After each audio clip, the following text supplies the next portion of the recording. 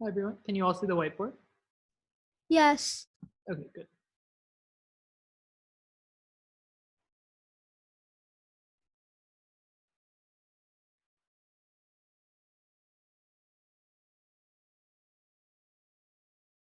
Okay, good. 4 is correct. Ahana, can you explain?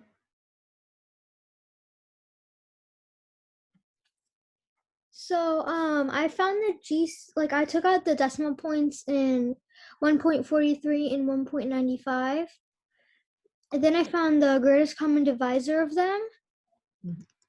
which was 13. So I divided 143 by 13, which is 11.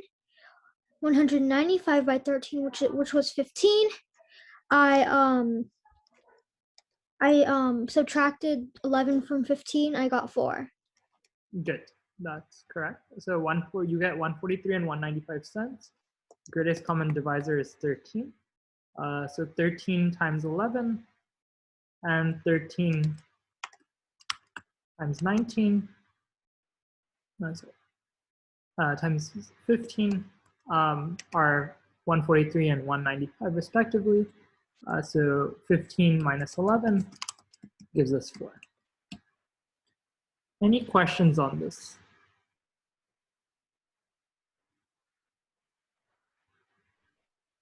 Okay, so one step I want to just quickly cover here. So we go from the greatest common divisor of 143 and 195 being 13.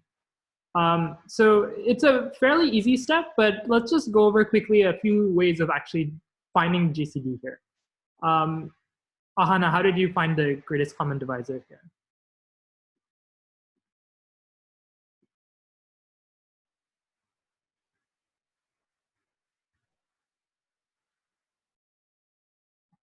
Could you please repeat that? Sure, yeah, so 143 and 195, you said the greatest common divisor was 13, right? How did you find the greatest common divisor? Well, I just try to find each divisor of it by multiplying and trying to see. It took some time, Okay. but I was able to figure it out. Okay, that's good. So there's a few ways. So one we could do is actually find the prime factorization of each. So what is the prime factorization of 143?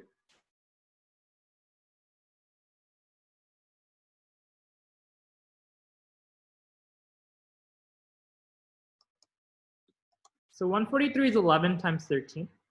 And 195 is 3 times 5 times 13. Oh, sorry. good. Yeah, both of you are good, correct? 3 times 5 times 13. So from this, you can see, okay, what should the greatest common divisor be? So the only common prime factor is 13. And 13 thus must divide both of them. 11 is a factor of 1. 3 and 5 are factors of the other. There's nothing common in those two, so it's 13. This is one way. Now, one more way is if I know that 143, let's say the GCD, let's say the GCD is x. So we know that x is a divisor of 143. And we know x is a divisor of 195. Now, if it's harder to find the prime factorizations of 143 and 195, you might have to check a few more primes to do that. Another thing we know from this is x is also a divisor of 195 minus 143. Can anyone tell me why? It's because if they're both multiples of x, then their difference will also be a multiple of x because they're just different numbers multiplied by x. Perfect. Yes, correct. So if 143 is a multiple of x, 195 is a multiple of x, then the difference of the two must also be a multiple of x, right? Think about multiples of 5. If I take a multiple of 5, subtract another multiple of 5, the difference is also a multiple of 5, right? So in this case, x is also a divisor of 195 minus 143. What is this? 195 minus 143? 52. Good, 52. Okay, so now this actually might make it a little bit easier, right? We know x is a divisor of 52. What is the prime factorization of 52? 2 squared times 13. 2 squared times 13. Okay, so we know x must divide this. Now, can x be a multiple of 2? No, because both 143 and 195 are odd numbers. Perfect, yes. So x cannot be a multiple of 2. So the only options for x are what? 13. 13, or 1 itself if 13 didn't divide both, but 1 or 13, but in this case, 13 makes sense here. So this is an easier way of, if you didn't want to first factorize both the numbers, to look for 13, especially if you have large numbers which are close to each other. If I gave you, if I asked you the GCD of, let's say, 1, 3, 4, 5, 7, and 1, 3, 4, 5, 5. What is the GCD of these two numbers? So, well, we know that the divisor of it can also be 2. So, because you can do 1, 3, 4, 5, 7 minus 1, 3, 4, 5, 5. So it's 2. So yes, it has to be a divisor of 2. But does 2 divide either of these numbers? No, it would be 1. Good, yes. So we know from the difference, we know that whatever the greatest common divisor of these two numbers must divide each of the numbers, must also divide their difference, right?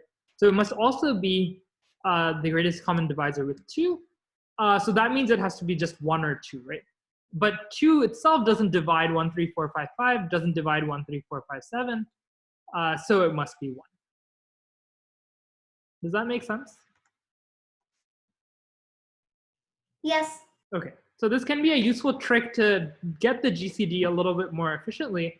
If you think about when you have two numbers, the GCD must divide both the numbers, must also divide their difference. And you can use that to kind of narrow down what the GCD could be, and then check that it actually divides the two numbers you have originally. Any questions on this?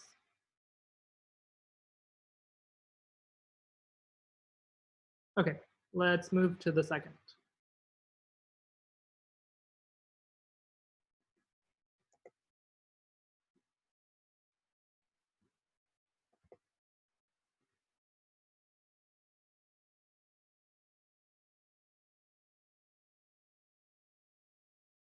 Good, 28 is correct. Nidhi, can you explain? Yeah, so first we know that there were 400 jelly beans and she had 6 left. So she distributed 394 jelly beans that day. And a big factor in this is the boys have 2 more than the girls, as it says in the problem. So how I took this is I realized that any number, so the X, for example, G number of girls squared is how many jelly beans they use. So for example, I'm just saying if there were 11 11 girls, 121 jelly beans would be used. So I went through and I figured out that I figured out that 13 and 15, so you have to take those two numbers that are 2 apart, you have to add them, and if they add up to 394, then that's how I got that those were the 2 numbers. So I figured out that it was 13 and 15 because 169 plus 225 is 394, and those are 2 apart, as the question says. So 13 plus 15 is 28. Good. Yep, that's correct. So we had 400 jelly beans, 6 were left, so 394 were distributed. And I think then the key piece is this step, right? So if you know that there's G girls, the number of jelly beans used was G squared. Because if you think about it, she gave each girl as many jelly beans as there were girls in the class. So if you say there's G girls in the class, each girl got G jelly beans. So it's G plus G plus G, G times, which is G squared. And you can do the same thing for the boys, but we know that there were 2 more boys than girls in the class. So there's G plus 2 boys, so G plus 2 squared jelly beans. Okay, so now there's a few things. So one way, as Nidhi said, is you can look for now, we have basically 2 numbers with a difference of 2. When you add their squares, you get 394. So 394 is a pretty small number. We can try different numbers, right? So 10 squared plus 12 squared would give us 244. We can check so on. So let's try 13 squared plus 15 squared. We get 169 plus 225. which will give us 394. Okay, so this is one way of doing it, and you should be able to then get that the number of girls is 13 when you look for these two numbers, such that g squared plus g plus 2 squared becomes 394. Okay, did anyone do this any other way, or can think of any other way to go from this equation to the answer of g being 13? Yeah, so I see that you can basically distribute g squared, that equation that you have, to be 2g squared plus 4g plus 4 is equal to 394, and you can solve that equation for g, and that should get you the same answer. Good. That would give you the same answer. And actually, I'll do a slight trick here to get it a little bit easier than that. So basically what this will do, when you square this and you add this up and you move this 394 to the other side, you get a quadratic equation.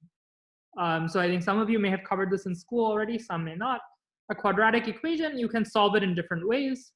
You can use the quadratic formula, or you can try to factor it to find results. So that's another way of solving this. And finally, I'll just cover a third method because I think that's kind of a neat trick here, because g and g plus 2, let's say we used a variable that was in between. We know they differ by 2, right? So let's say m is equal to g plus 1. So let's see what happens if I substitute m into this equation. What would the new equation look like in terms of m?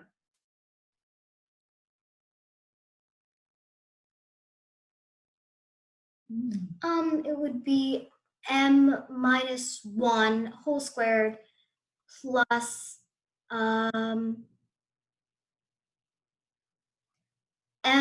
plus 1 squared is equal to 394. Good. Okay, what happens when I expand this?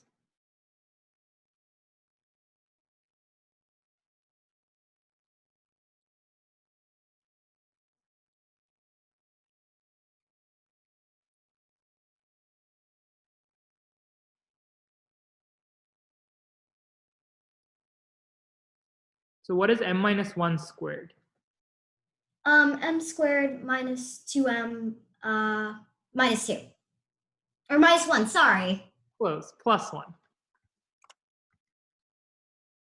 So if we look at a minus b squared for any a and b, this is a squared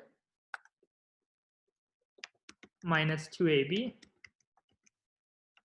plus b squared.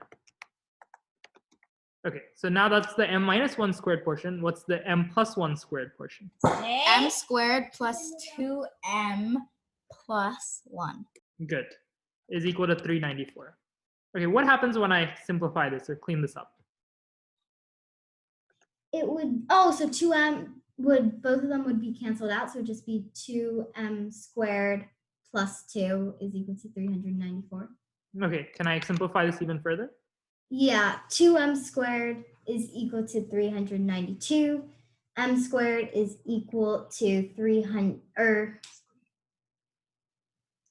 you would have to divide 392 by 2, which is 196. Okay.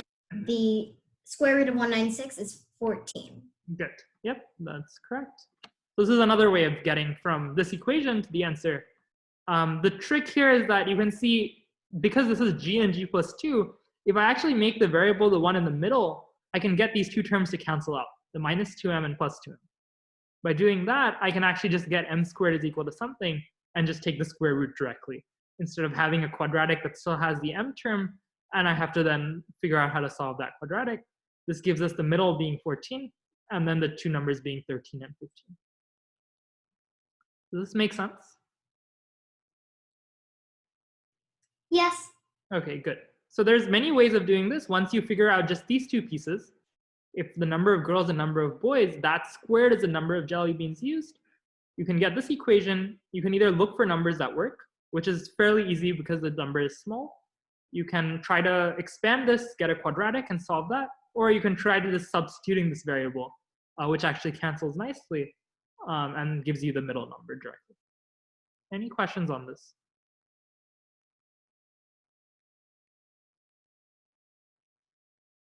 Okay, let's go on to the last one.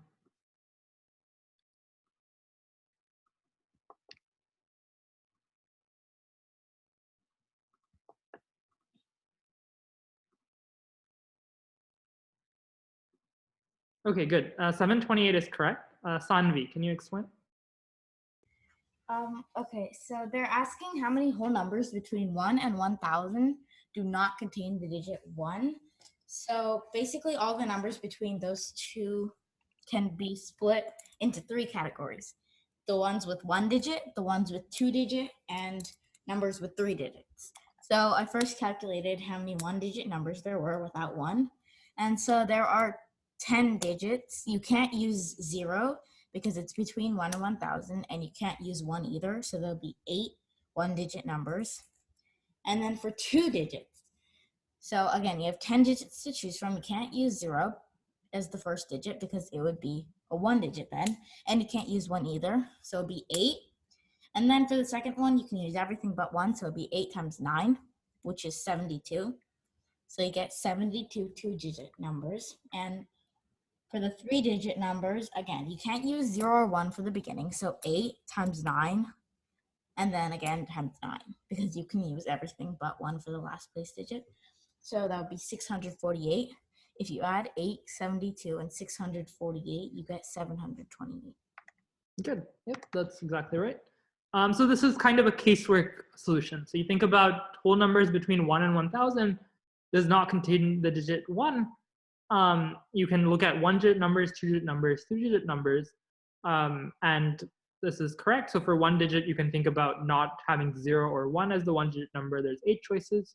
With the 2-digit number, you want the first digit to not be 1 or 0. You can't start with a 0 and a 2-digit number. There's 8 possible digits for the first, 9 for the second, which includes 0. And for the 3 digits, the same idea. First digit can start off with 2, 3, 4, 5, 6, 7, 8, 9. The second and third digits could be anything other than 1. 9 possible digits. So 9 times 9 times 8 for 3-digit numbers, 9 times 8 for 2-digit numbers, 8 for 1 digit, and add these up. 648 plus 72 plus 8 gives us 728. I don't know why I wrote 8. 728. Okay, so this is correct. Any other solution ideas for this problem?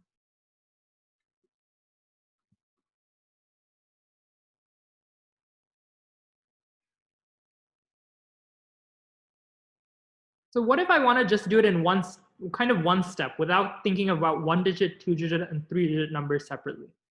Could I do that somehow?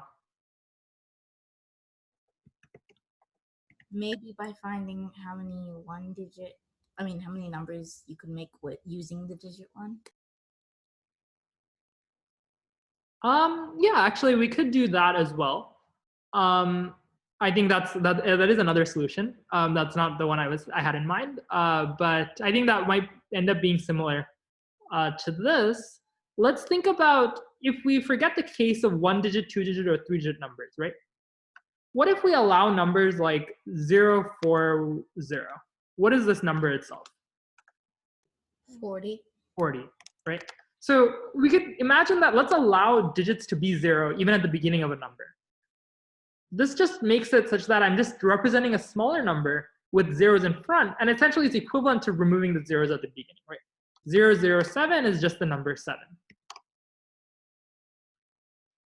Now, with this idea in mind, any ideas of how we can kind of do this only thinking about 3-digit numbers? What you could do, you only thinking of 3-digit numbers. So for each one, you have 10 choices. Mhm. And then if you can't use 1, you have 9 choices left. So it'd be 9 times 9 times 9, which is 729. But then you can't use 000, which is just one option. You can use everything else, and that'll be 728. Okay, that's exactly right. So this is a little bit easier, right? Instead of thinking about 1-digit, 2-digit, 3-digit separately, if you just think about a 3-digit number, for each digit, we have all the choices of digits except for 1. The only issue with this is that it gives us numbers like 040 or 007, but that's okay for us because the goal is just to avoid the digit 1, right? So we could do you'll have all these numbers that just don't have a digit 1, and they correspond to valid numbers, except for the number if I put a 0 in all 3 positions, right? 000 becomes the number 0 itself, right? And we want only whole numbers between 1 and 1,000. So then it's just 9 choices for the first digit, 9 for the second, 9 for the third. Subtracting the 1 for all zeros gives us 728.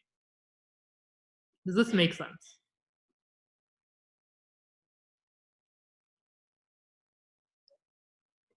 Yeah. Okay, so what if we change the question, instead of saying how many whole numbers between 1 and 1,000 do not contain the digit 1? What if we made it 1 and 1 million do not contain the digit 1? You can give it in terms of a power, but what would the answer be then?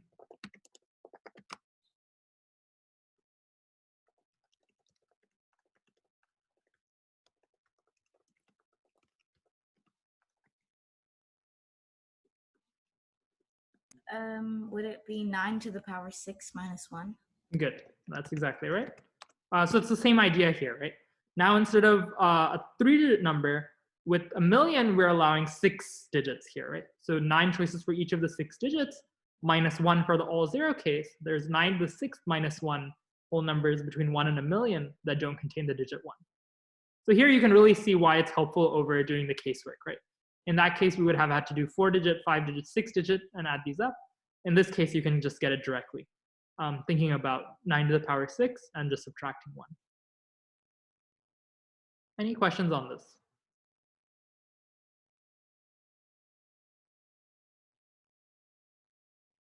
Okay, then that's it for today's class. We'll see you all next week. Thank Thank you. Bye. Bye.